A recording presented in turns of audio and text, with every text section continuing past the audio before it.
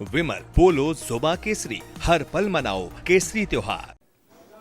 जी हाँ मानक, thank you so much for inviting me. बहुत बहुत धन्यवाद। जय हिंद। ओके, अब जनरल साहब, मैं नहीं चाहता कि आप राजनीति में पढ़ें, लेकिन मुद्दा ऐसा हो गया है पिछले कुछ दिन से कि वो आर्मी चीफ की किताब राजनीति का हिस्सा बन गई है, संसद में विवाद की वजह बन गई है, लोकसभा स्पीकर तक के खिलाफ नो कॉन्फिडेंस मोशन सरकार ले आई है। सेंटर में है वो किताब जनरल नरवणे की। आपको क्या लगता है, किताब छपी नहीं है? जनरल नरवणे का स्टैंड भी आ गया कि भैया अभी किताब छपी नहीं है। राहुल गांधी जी के पास उसकी कॉपी मौजूद है। आपको लग रहा है राहुल जी को वो भाषण देने से सरकार को नहीं रोकना चाहिए था? मानक, आपने सही पहचाना मुझे। कई बार आपके शो पे आ चुका हूं। मैं राजनीति में पढ़ता ही नहीं हूं, क्योंकि मैं किसी भी पार्टी का टट्टू नहीं हूं और ना ही हमें किसी पार्टी से कुछ लेना या देना होता है। तो इसलिए जो कुछ भी हम बात कहेंगे, राष्ट्र की बात है, राष्ट्र के इंटरेस्ट में होनी चाहिए। नेशनल इंटरेस्ट हमारे लिए सबसे सुप्रीम होता है। अब मैं आता हूं मुद्दे पर। ये जो किताब का बवाल खड़ा हुआ है, मेरे राय में ये खाली एक परसेप्शनल डिफरेंस है, लोगों की सोच में फर्क है। इसमें कोई बवाल की बात ही नहीं मेरे को दिखती है, क्योंकि अगर हम बवाल खड़ा भी करें तो किस बात के ऊपर में कंट्रोवर्सी है? मेरे राय में तो कोई कंट्रोवर्सी ही नहीं है मानक। आखिर क्या ये कंट्रोवर्सी लिखने पर है? क्या ये कंट्रोवर्सी उसके लीकेज पे है? क्या ये कंट्रोवर्सी पब्लिकेशन पे रोक है, उस पे है? क्या कंट्रोवर्सी जो उसमें सवाल खड़े किए गए हैं कि वो चाइना के टैंक्स आ गए थे अगस्त में और उन्होंने सवाल जवाब किया था, कांग्रेस से सरकार से परमिशन मांगी थी, उस पे? अरे भाई, कंट्रोवर्सी किस बात की है? क्योंकि अलग अलग बात, अलग अलग मुद्दे पर अलग अलग सफाई होगी, अलग अलग हो। मैं एक एक बात को बहुत संक्षिप्त में लेना चाहता हूं, ताकि I want to put the whole issue in a correct perspective. सबसे पहले बात लिखने के बारे में। देखिए, किताब कोई भी लिख सकता है, आप भी लिख सकते हैं, कोई भी लिख सकता है। When it comes to a service officer, serving और retired, there is a procedure. आप किताब लिखते हैं, उसकी एक हार्ड कॉपी हमारा एक डिपार्टमेंट है called ADGPI, assistant director general public information, उसको देनी पड़ती है एक कॉपी, ताकि के उसके ऊपर सिक्योरिटी का क्लियरेंस दिया जा सके। सरकार, MOD सिक्योरिटी का क्लियरेंस आर्मी हेडक्वार्टर दे सके कि भाई इसमें कोई ऐसी त्रुटि, ऐसी सिक्योरिटी की बात नहीं है जो देश के खिलाफ जा सके। अब निरावने की किताब में कहीं भी क्लियर ये बात नहीं है मानक।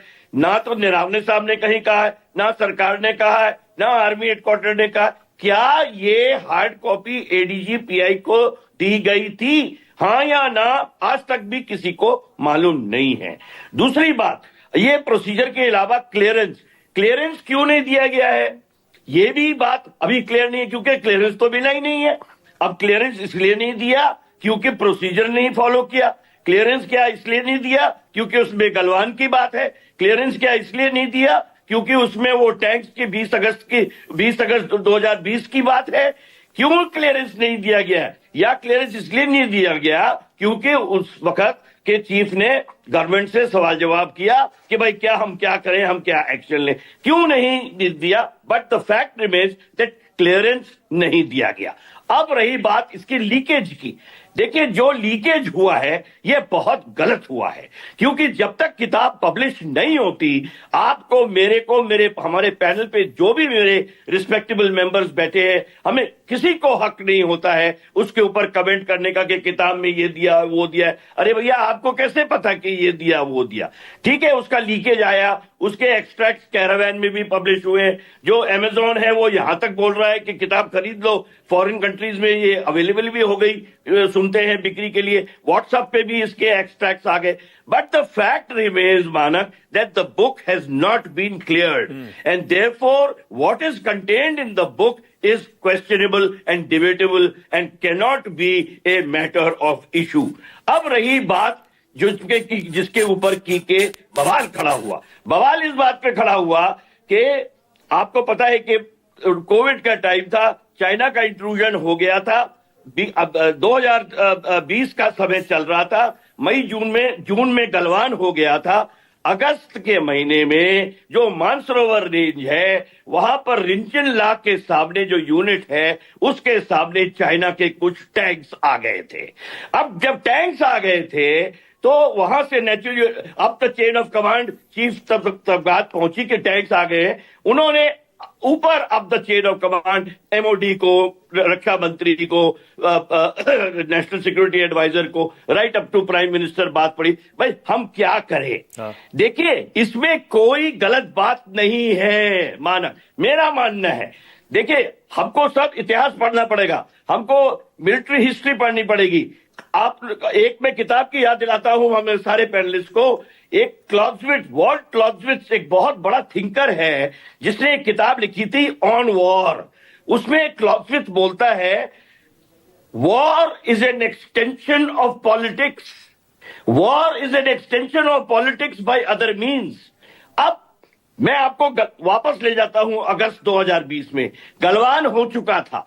अगर उस समय मान लीजिए और अगर हम फायर कर देते और बिना पूछे और एस्केलेट हो जाता मामला, एस्केलेशन या डी एस्केलेशन सरकार की जिम्मेवारी है, ये फौजियों की जिम्मेवारी नहीं है। मानक फौजियों की जिम्मेवारी ग्राउंड के ऊपर में एक्शन लेने की है। तो उन्होंने पूछने की आवश्यकता नहीं थी, वो एक्शन ले सकते थे, मैं मानता हूं वो बात। लेकिन अगर पूछ भी लिया तो कोई कसूर नहीं किया मेरे भाई, कोई कसूर नहीं किया। अगर मैं सीनियर से, एल्डर से पूछ लेता हूं भाई मैं क्या करूं, मैं करूं या नहीं करूं, क्योंकि वो एस्केलेशन वाला खतरा था कि एस्केलेट हो जाए मामला। अगर एस्केलेट हो जाता, जनरल साहब एक सेकंड, जनरल साहब बहुत बढ़िया, बहुत बढ़िया। बस एक चीज और, आर्मी चीफ ने पूछ लिया, सही किया, और जो पीएम ने कहा जो उचित समझो वो करो, वो सही था या गलत? बिल्कुल। अब मैं उस पर आता हूं। हाँ। तो जवाब आया कि जो आप उचित समझते हैं वो करिए।